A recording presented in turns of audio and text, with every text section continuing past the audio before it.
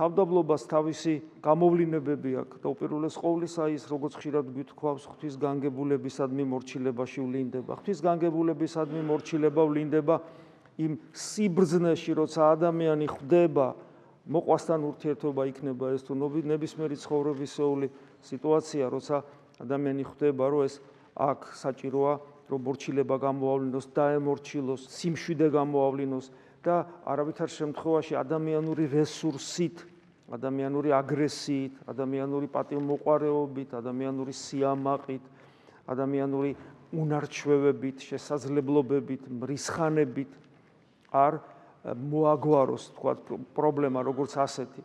ძალიან მნიშვნელოვანია ეს გვახსოვდეს. იმიტომ რომ თუ ჩვენ სიმართლეს ვიქმთ, მაგრამ ქრისტიანულ სახეს ვკარგავთ, ქრისტიანულ თვისებებს, მაშინ ეს უკვე სიმართლე აღარ არის.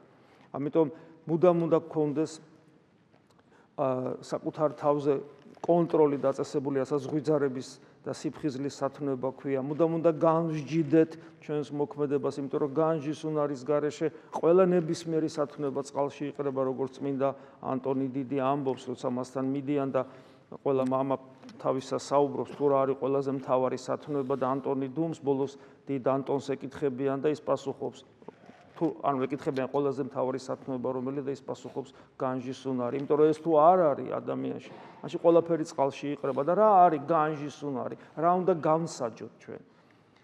ყოველი ჩვენი ქმედება, ყოველი ჩვენი სიტყვა და რაც თავარია, რასაც ხშირად ვამბობთ, გულის სიტყვა უნდა იყოს თანხმობაში წმინდა წერილთან და ეკლესიის სწავლებასთან, რომელიც გადმოცემულია წმინდა მამების მიერ.